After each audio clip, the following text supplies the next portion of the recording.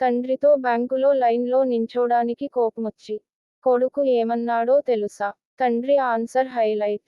కొంచెం డబ్బు పంపటం కోసం ఒక కుర్రాడు, వాళ్ళ నాన్నతో 1 గంట పాటు బ్యాంకులో వేచి ఉన్నాడు. తను విసిగిపోయి ఆగలేక తన తండ్రిని ఇలా అడిగాడు. నాన్నగారు, మీరు ఇంటర్నెట్ బంకింగ్ను ఎందుకని యాక్టివేట్ చేసుకోరు? ఎందుకు చేయించుకోవాలి? అంటూ తండ్రి కుమారుడిని తిరిగి ప్రశ్నించాడు. ఇలా ఇక్కడ గంట సేపు మనీ ట్రాన్స్ఫర్ కోసం ఎదురు చూడనక్కర్లేదు, ఇంకా సామాన్లు కూడా ఆన్లైన్లోనే ఇంటికే తెప్పించుకోవచ్చు. ఇంటర్నెట్ బ్యాంకింగ్ ప్రపంచంలోకి తండ్రిని తీసుకురావాలని కొడుకు ప్రయత్నిస్తున్నాడు. తండ్రి, అలా చేస్తే నేను ఇంట్లో నుంచి బయటకు రావాల్సిన అవసరం ఉండదు కదా? అవును అవును అని కొడుకు జవాబిచ్చాడు. ఇంకా, ఇంటికి కిరాణా సామాన్లు, కావాల్సిన వస్తువులు, ఇలా ఎన్నో తెప్పించుకోవచ్చు. అమెజాన్, ఫ్లిప్కార్ట్ లాంటి ఎన్నో కంపెనీలు ఎంతో సులువుగా, ఖచ్చితంగా సామాన్లు ఇంటికి అందజేస్తున్నాయి అంటూ వివరించే ప్రయత్నం చేశాడు. అంతా విన్న తండ్రి ఇచ్చిన సమాధానానికి ఆ కొడుక్కు ఇంకా మాటలే లేవు. నేను ఈరోజు బయటకి రావటం వల్ల, నా పాత స్నేహితులని నలుగురిని కలిశాను. ఇక్కడ పని చేసే సిబ్బందితో నాకు మంచి పరిచయాలు ఉన్నాయి. వాళ్ళతో మాట్లాడాను. నీకు తెలుసు నేను ఒంటరివాడిని. నాకు ఈ సమయంలో కావాల్సిన స్నేహం ఇటువంటిదే. నాకు కావాల్సినంత సమయం ఉంది. నేను ధీమాగా తయారయ్యి ఇలాంటి పరిచయాల్ని పెంచుకుంటాను.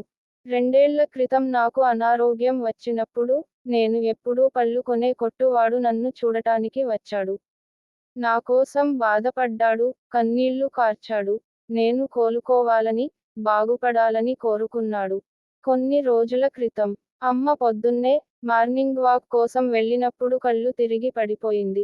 మనం ఎప్పుడూ సామాన్లు కొనే కిరాణా కొట్టువాడు, తన బండిని తీసుకుని అమ్మని ఇంటికి చేర్చాడు. నువ్వన్నట్టు ఆన్లైన్లో షాపింగ్లు అవి చేస్తే, నాకు ఈ మానవ సంబంధాలు ఉండేవా?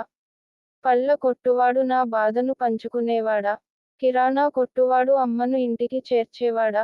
ఒక కంప్యూటర్ లేదా మొబైల్ ఫోనేతో సావాసం చేసి ఇంటికే అన్ని తెప్పించుకుంటే, నాకు దొరికే స్నేహితుడు ఎవడు? ఒక ఎలక్ట్రానిక్ పరికరమా?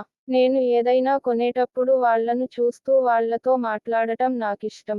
నువ్వనే ఆ అమెజాన్, ఫ్లిప్కార్ట్లో నాకు ఇవన్నీ దొరుకుతాయా? కేవలం నీకు సామాను పంపే శిల పేరు తప్ప. మనిషి కలిసిన నాడే సత్సంబంధాలు ఏర్పడతాయి, బంధాలు బలపడతాయి. టెక్నాలజీ ఉండాలి కానీ, అది మాత్రమే జీవితం కాకూడదు. దానికి మనం బానిసలం కాకూడదు.